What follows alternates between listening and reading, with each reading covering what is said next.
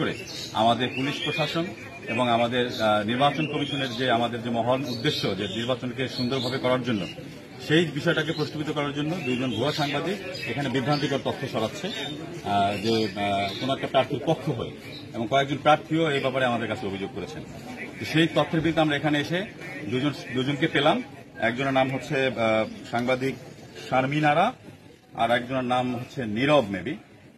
এই দুইজনকে আমরা পেলাম। এর ভিতরে এই নীরবকে এখানে এসে আমরা জানতে পারলাম যে নীরব হচ্ছে একজন পেশাদার প্রতারক। সে ইতিমধ্যে অনেকবার পুলিশের কাছে বিভিন্ন প্রতারণার অভিযোগে সে গ্রেপ্তার হয়েছে। আর সাংবাদিক শারমিন আরা যিনি আছেন, যিনি সাংবাদিক পরিচয় দিয়েছেন, তার যে কার্ডটি দেখেছি আমরা, সেই কার্ডটি হচ্ছে ঝিনাইদহের নির্বাচন করার জন্য সে লায়াবল। এই যশোরের যে উপজেলা নির্বাচনের সাংবাদিকতা করার জন্য যে নির্বাচন কমিশনের যে কার্ডটি প্রয়োজন হয় সেই কার্ডটি তার নেই।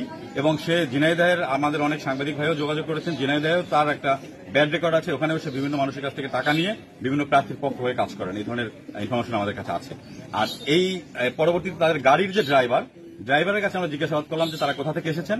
ড্রাইভার স্পষ্ট স্টেটমেন্ট দিয়েছেন যে সে একজন প্রার্থী, এখানে বিপুল নামে একজন প্রার্থী আছেন, আমাদের চেয়ারম্যান প্রার্থী।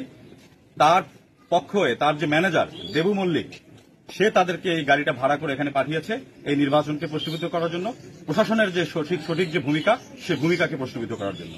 তো এই ব্যাপারগুলোতে আমরা সোচ্চার আছি। আমরা তাদেরকে আইনের আমাদের হেফাজতে নিয়েছি। পরবর্তীতে আমাদের ঊর্ধ্বতন কর্মকর্তারা যেভাবে বলেন আইনগতভাবে তার বিরুদ্ধে আমরা ব্যবস্থা নিব। মানে এই দেবু মল্লিকের আসলে বিস্তারিত পরিচয়টা কি? দেবু মল্লিকের আমরা যেটা শুনেছি, সে একটা অনলাইন পত্রিকার সম্পাদক এবং সেই পত্রিকাটার আবার মালিক হচ্ছে আমাদের যে উপজেলার যে প্রার্থী, তার নাম হচ্ছে বিপুল। 10 কলম প্রতীক নিয়ে নির্বাচন করছেন। এখন তার উদ্দেশ্যটা কি আমি বুঝতে পারছি না, যে তিনি একমাত্র প্রার্থী, তিনি যে সব শুধু অভিযোগ করে যাচ্ছেন পুলিশের বিরুদ্ধে। আমরা কিন্তু আপনারা দেখেছেন, আমরা যতগুলো নির্বাচন আমরা করেছি, আমাদের সম্মানিত পুলিশ সুপার জনাব প্রলয় কুমার জোয়ারদার পিপিএম স্যারের নেতৃত্বে সে নির্বাচন অবাধ, সুষ্ঠু, নিরপেক্ষ হয়েছে। আপনারা সাংবাদিক ভাইরা প্রত্যেকটা জায়গায় গিয়েছেন, দেখেছেন ভোটাররা সুন্দরভাবে নির্বাচনে ভোট দিচ্ছেন।